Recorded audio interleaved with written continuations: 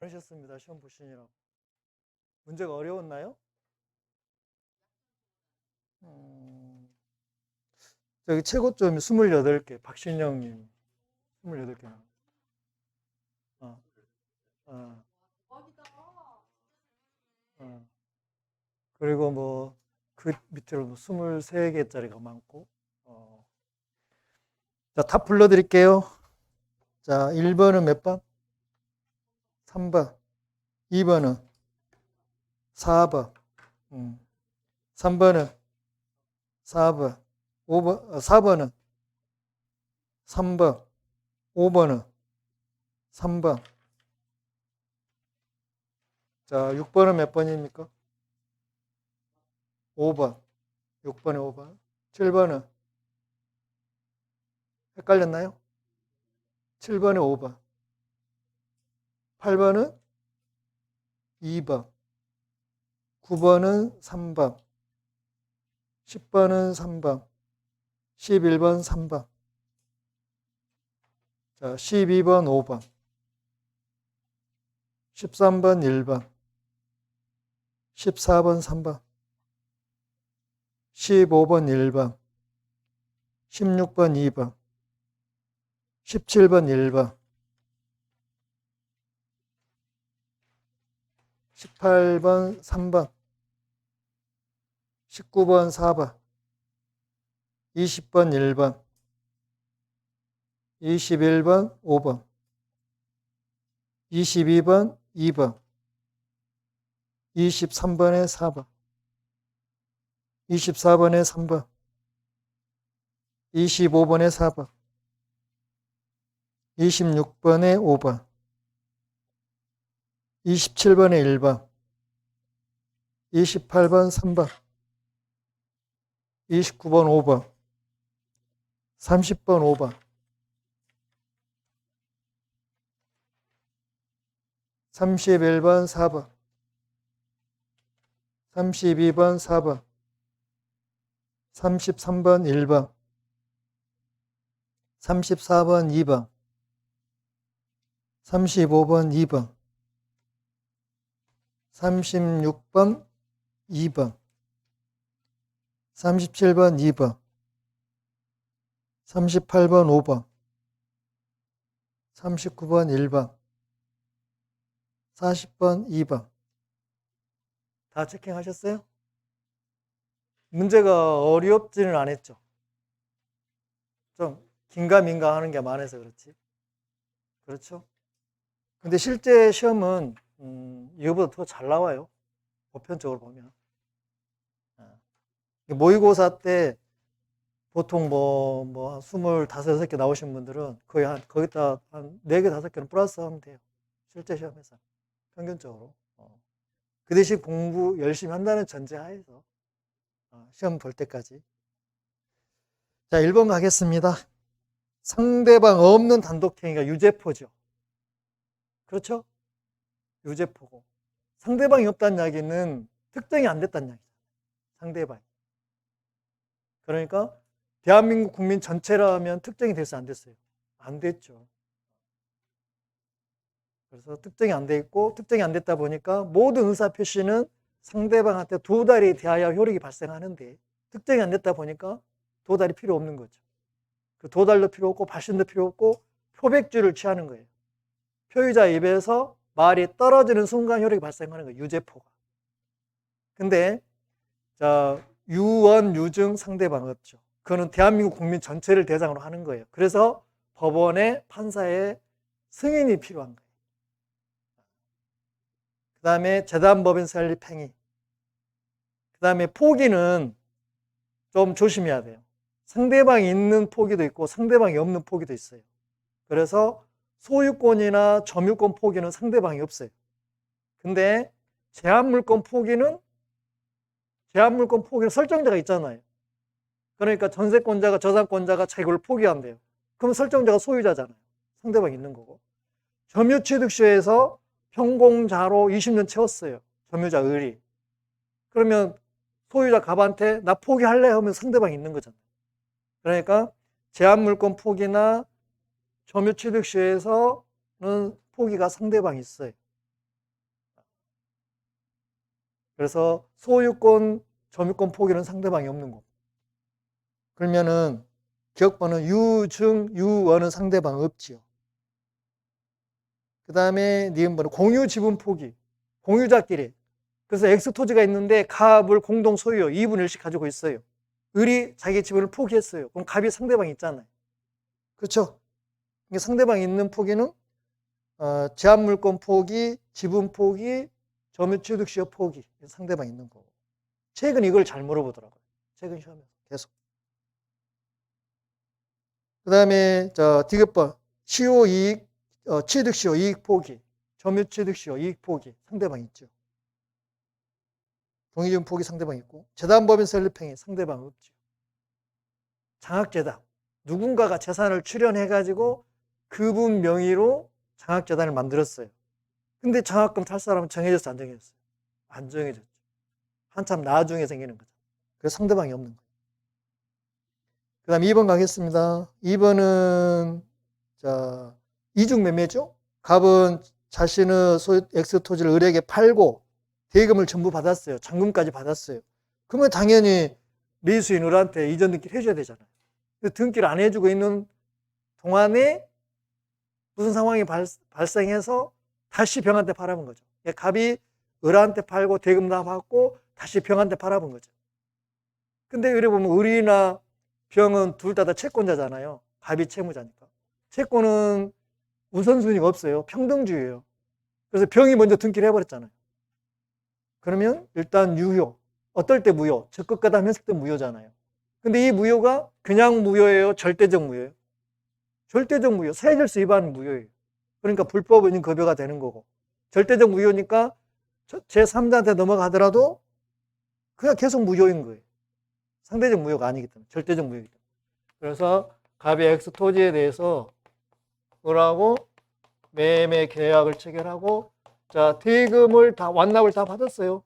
그러면 당연히 토지와 뭐는 등기를 이렇게 해서 해야 되는데 안 하고 병한테 지금 다시 매도를 해버렸잖아요. 그러면 이 토지를 놓고 봤을 때 갑은 을에게도 채무자가 되고 병에게도 채무자가 되는 거예요. 그러니까 을도 채권자, 병도 채권자예요. 네, 계약을 했기 때문에. 그러잖아요. 근데 채권자끼리는 순서가 없어요. 먼저 등기, 평등주의니까. 그래서 병이 먼저 등기를 해버렸어요. 그럼 병이 소유권 취득하죠. 을은 취득해 못해요. 왜? 일물일권주의니까. 물건 하나에 소유권 두 개 올 수 있어요? 없어요? 없어요. 그래서 을 입장에서 이 매매계약이 이행불능이 되는 거예요. 이행불능이면 채무불이행이죠. 그래서 을은 이 매매계약을 해제를 하는 거예요. 해제하면 소급해서 무효죠. 그리고 원상회복으로 줬던 대금 이자부터 돌려받고 별도로 손해배상 청구하는 거예요. 그리고 이 손해배상은 이행이익이니까 그렇게 받으면 되는 거예요.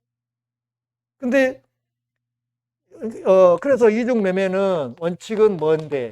유효인데 어떨 때 예외적으로 유효예요, 무효예요?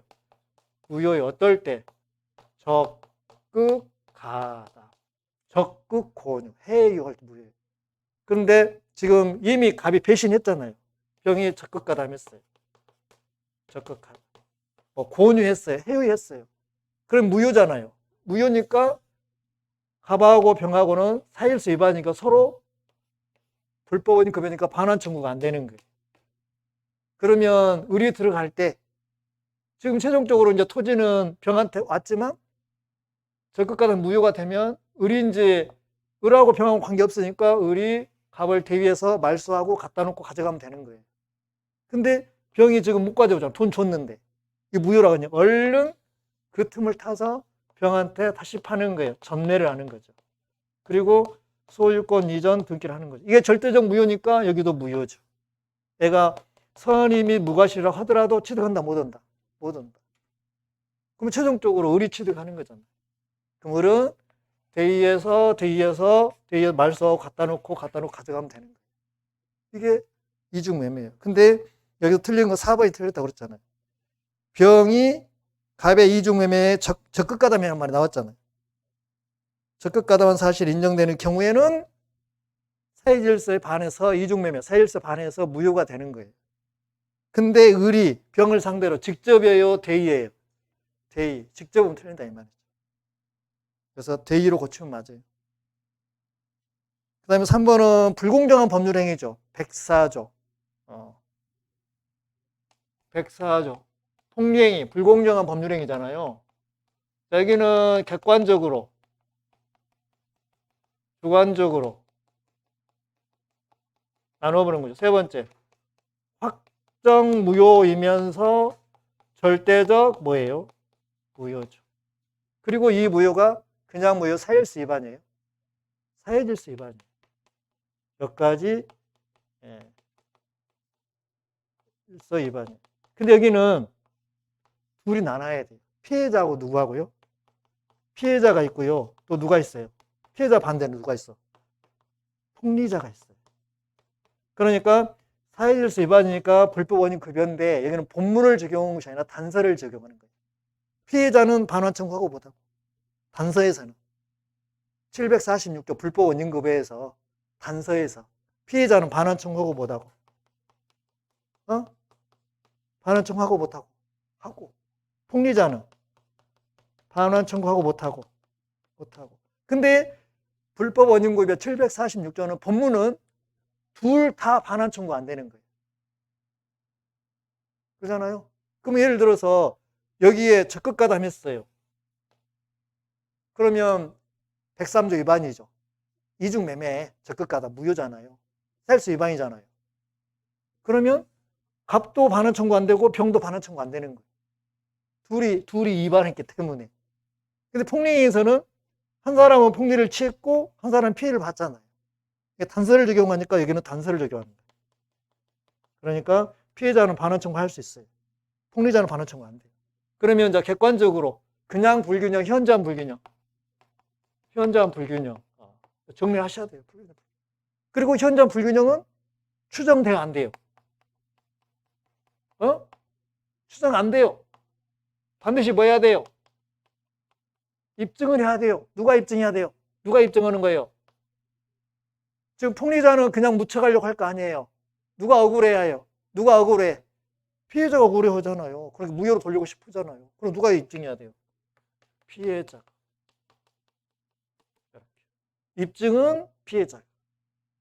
그리고 추정이 안 된다는 거. 현저한 불균형. 주관적으로는 둘이 나와요. 피해자는 어떻게 해야 돼요? 궁박, 경설, 무경험. 다 같이 셋 중에 하나면 돼요. 셋 중에 하나면 돼요. 그리고 궁박은 신체적, 경제적, 심리적 안 따져요. 경설은 신중치 못한 거죠. 무경험은 특정 영역이에요. 거래 일반이에요. 거래 일반. 특정 영역은 전문가 영역을 말하는 거예요. 그 다음에 자 폭리자는 어떻게 해야 돼요? 자 피해자가 이 셋 중에 하나 빠졌다는 것을 알고 아는 것만은 부족해요. 알고 뭐 해야 돼요? 이용하려는 의사가 있어야 돼요. 무슨 의사? 폭리 의사가 있어야 돼요. 만약에 폭리 의사가 없으면 이게 적용이 안 되는 거예요. 그렇죠? 그 다음에 자 네 번째는 적용 안 되는 거. 어떨 때 적용 안 될까요? 폭리가 아닌 거. 대표적으로 경매. 경매는 법원을 통해서 경쟁해서 하는 거잖아요. 경매 안 되는 거고. 그 다음에 뭐 기부. 그 다음에 뭐 증여. 그러겠죠? 그럼 이거는 대표적으로 계약에서 하는 거고. 상대방이 있는 단독행위도 적용될 수 있어요. 확장하면. 상대방이 있어야 돼, 어떻든 간에. 그런데 여기서 옳은 거 했는데 1번 어디가 틀렸을까요? 궁박, 경설, 무경험 모두 갖춰야 돼요. 셋 중에 하나면 돼요. 셋 중에 하나면 돼요. 2번 어디가 틀렸어요?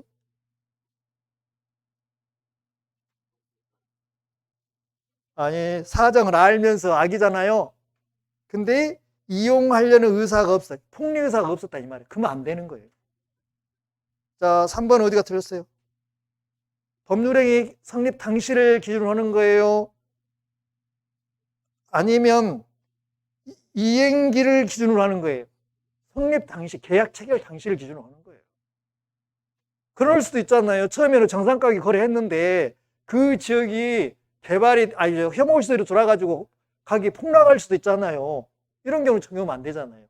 계약 체결시를 기준으로 판단하는 거예요. 4번은 맞는 거고, 불공정한 법률행위 요건에 대한 증명 책임은 그 무효를 주장하는 자에게, 피해자에게 입증이 있는 거예요. 그 다음에 5번 어디가 틀렸어요? 절대적 확정적 무효잖아요. 자, 여기서, 자, 절대적 확정적 무효죠. 그러니까 추인 돼요, 안 돼요? 안 돼요. 여기는 추정이, 여기는 추인이에요. 근데 예외적으로 전환을 인정해요, 안 해요? 해줘요. 특별히 전환을 인정해줘. 여기서 이 사례 그러잖아요. 산 깊은 산 속에 노인이 10억짜리 임야를 1억에 팔았잖아요. 근데 그 폭리를 취한 사람이 9억을 더 가지고 와서 엄청 며칠 동안 빌었잖아요. 그래서 용서를 해주고 9억을 더 받고 전환시켜줬어요. 가능해요. 그 다음에 또 하나는요. 부재소 합의. 효력 있다, 없다? 절대적 무효니까. 없다. 추인 안 되고.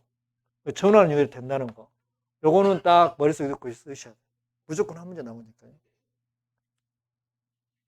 자, 4번 가겠습니다.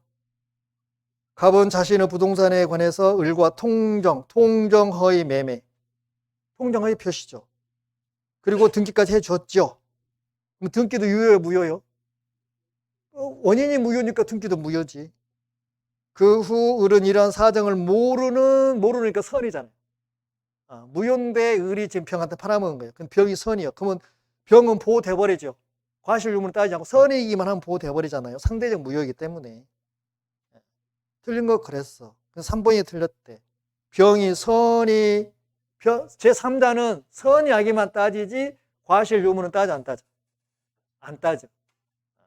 상대방은 선이면서 무과실이어야 되지만 통정의 표시는 이제 무조건 상대방이 둘 다 불일치를 알고 있으니까 원래 비진이 같은 경우는 상대방 보고도 결정할 수도 있어요.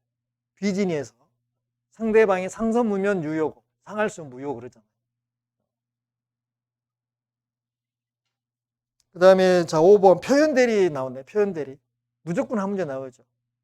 항상 표현대리는 대리권이 없어요.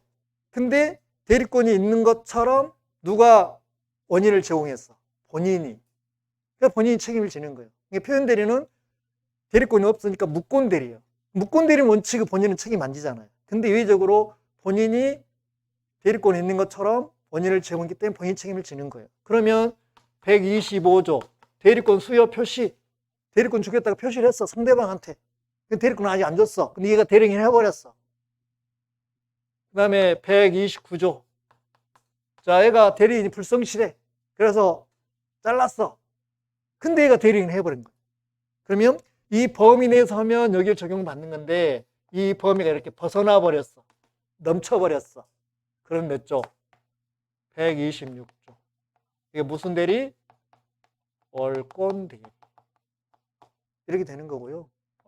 그리고 월권 대리는 기본 대리권하고 월권 대리권하고 동종, 유사, 필요하다, 필요치 않다. 필요하지 않다. 그 말이에요. 그리고 심지어는 기본 대리권은 다 돼. 심지어 누구까지도 인정, 사자도 인정해줘. 사자. 그러니까 이 125조나 129조가 기본 대리권이 될 수도 있어요. 또 복대리도 기본 대리권이 되는 거예요. 그래서 자, 기본 대리권에서 물어보면 내가 모르겠다 그러면 99%는 다 되는 거니까 그냥 오케이 하면 맞는 거예요. 이게 팁이. 자, 그런데 여기서 틀린 거 그랬어. 그럼 3번. 표현대리가 성립하는 경우에 본인은 표현대리 행위에 의해서 책임을 져야 하지만 대신 상대방의 과실이 있을 때 과실상계 법리 유추 적용. 자, 원더라인. 과실상계 유추 적용. 한다, 안 한다? 안 한다. 그래서 표현대리가 되면 본인은 외관을 형성했기 때문에 책임을 지잖아요. 그러면 계약이니까 상대방도 반드시 뭐 해야 돼요? 대리권 없음에 대해서 알았어야 돼, 몰랐어야 돼? 몰랐어야 돼. 그리고 주의를 다 했었어야 돼. 그러니까 항상 표현대리에서 상대방은 선임이 무과실이야 돼. 만약에 상대방한테 과실이 있어버리면 표현들이가 적용이 안 돼버리는 거예요. 그러잖아요. 그래서 과실이 있어버리면 표현들이 적용이 안 되는 거예요. 근데 과실이 있으면 둘이 다 이렇게 퉁치는 거 있잖아요. 쌤쌤 하는 거 있잖아요. 이게 과실상계라고 그러는데, 과실이 있어버리면 표현들이 자체가 적용이 안 돼버리기 때문에 과실상계는 올 일이 없는 거예요. 과실상계는 대표적으로 우리 실무에서 보면은 교통사고에서 많이 되는 거잖아요. 신호등이 없는 교차로에서 추돌을 했어. 그러면 100%는 있어요, 없어요? 추돌이 됐다면. 신호등이 없는 상태에서 100%는 없어요. 그래서 최고면 9대1, 8대2, 그러면 웬만하면 5대5, 뭐 4대6 이렇게 서로 과실을 이렇게 탕감하는 거잖아요. 이게 보통 일반 사건에서 있는 건데, 표현들에서는 이거 있을 수 없어. 과실 자체를 인정을 안 하기 때문에. 그렇게 보면 돼. 그 다음에 자 6번으로 가겠습니다. 자, 미성년자 갑이 자신의 토지를 법정 대리인 병 동의 없이 을에게 팔았어요. 그럼 미성년자는 자기가 한 법률행위에 대해서 선악불을 언제든지 뭐 할 수 있어요? 취소할 수 있죠. 상대방이 뭐 선이든 악이든 상관이 없이 무조건 취소할 수 있는 거예요. 그리고 돌려줄 때도 취소하면 소급해서 무효잖아요. 무효니까 자기가 얻은 것이 있으면 이 부당이익도 돌려줘야 되잖아요. 돌려줄 때 손해 전부 돌려줘요? 현존이익만 돌려줘? 현존이익만 돌려주면 되는 거예요. 근데 취소는 무권 대리도 언제든지 할 수 있어요. 지 마음대로 할 수 있어요. 근데 추인을 하려면 누구의 동의를 얻어야 돼요? 본인의 법정 대리인의 동의를 얻어야 돼요. 이건 본인이 아니요. 법정 대리인 동의를 얻어야 돼요. 법정 대리인 동의를 얻지 않으면 추인의 요건이 갖춰졌어, 안 갖춰졌어? 안 갖춰졌어. 아니면 이 미성년자가 성년자가 된 다음에 추인해도 그건 가능해. 그때는. 취소는 성년이 안 돼도 취소는 할 수 있는 거예요. 자, 옳은 거 그랬어. 그럼 1번 어디가 틀렸을까? 자, 갑이 자, 법정 대리인 병의 동의 없이 단독으로 매매 계약은 취소한 경우, 그 취소는 취소해버리면 어때요? 소급에서 확정 무효가 돼버리잖아요. 확정 무효가 됐을 때는 추인해요, 못해요? 못해요. 취소해요, 못해요? 취소는 유효한 법률행위 한해서만 취소하는 거예요. 무효면 취소가 안 되는 거예요. 추인도 안 되는 확정 무효가 돼버리니까. 유동적 무효나 상대적 무효였을 때 추인이 가능하지. 확정 무효가 되면 추인이 안 돼. 그 다음에 2번은요. 자, 미성년자 갑은 성년자가 됐어. 그러면은 취소 원인을 벗어났잖아요. 그럼 몇 년 내에 취소해야 돼요? 추인해야 돼요? 취소는 당장 할 수 있다니까. 취소는 아무 때라도. 제한 능력자니까 언제든 취소할 수 있어. 근데 추인하려면 취소 원인에서 뭐 해야 돼? 벗어나야 돼. 그러니까 2번 어떻게 고치면 맞아? 취소권을 뭘로 고치면 맞아? 추인권. 그러니까 취소 원인에서 벗어난 후에 3년 이내에 추인해야 돼. 그 넘어가 버리면 안 되는 거야.